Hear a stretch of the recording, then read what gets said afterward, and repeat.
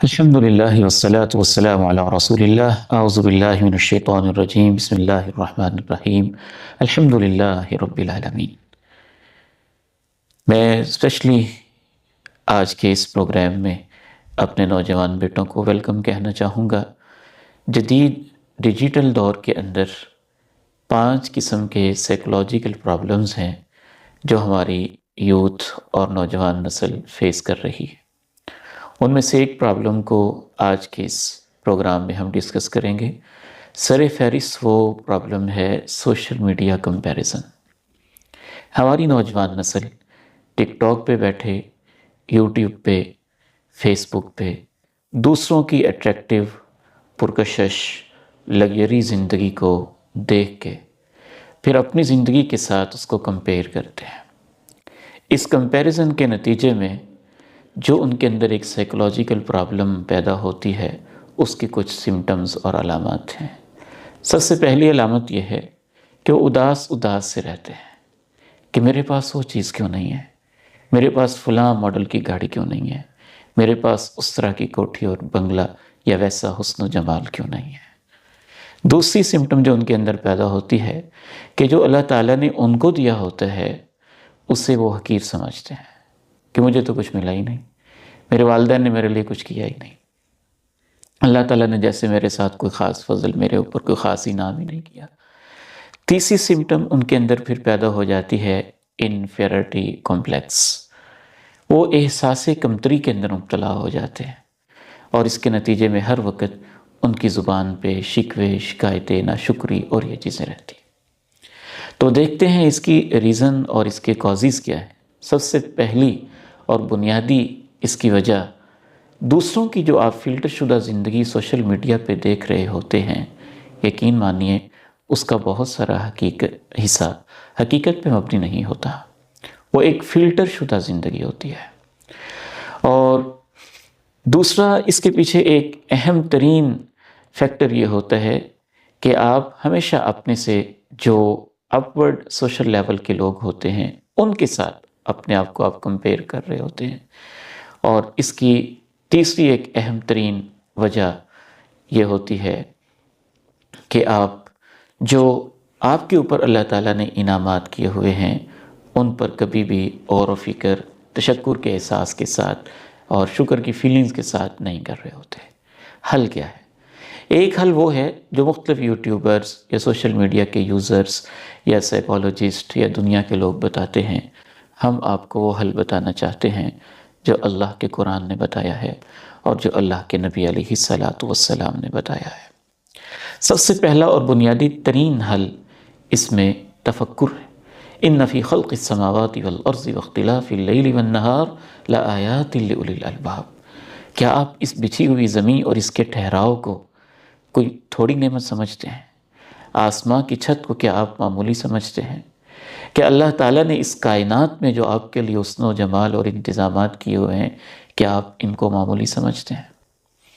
دوسرا اس کا حل یہ ہے کہ جب آپ اس کے اوپر تفکر کریں گے تو اس میں آپ کو ایک اللہ تعالیٰ کی آپ کے ساتھ محبت نظر آئے گی کہ جیسے اس رب نے رحم مادر میں جب میری خوراک کا کوئی انتظام ہی نہیں تھا وہاں بھی مجھے پالا، میرے نکلنے کے لیے راستے اس نے آسان کیے، زمین کو اس نے میرے لیے بچھا دیا، آسمان کی چھت کو تان کے اس نے میرے لیے کھڑا کر دیا، جھرنے اور آبشاریں اس نے میرے لیے ودیعت کر دیں، کہیں پھول اور کہیں مہک اور کہیں چہچہاٹ پرندوں کی اس نے سب کچھ میرے لیے ودیعت کر دیا۔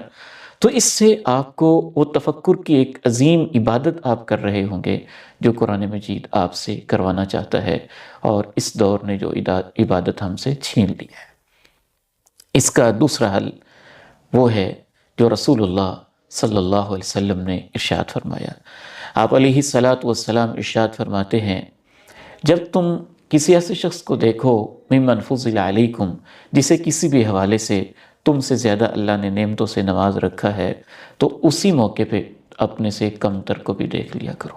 فَإِنَّهُ أَجْدَرُ أَلَّا تَزْدَرُوا نِعْمَةَ اللَّهِ عَلَيْكُمْ۔ اس سے بہت امکان ہے کہ تم اللہ کی نعمتوں کو حقیر نہیں سمجھو گے۔ ایک تیسرا اہم ترین اس کا حل یہ ہے کہ آپ اپنے آپ میں ذرا غور تو کریں۔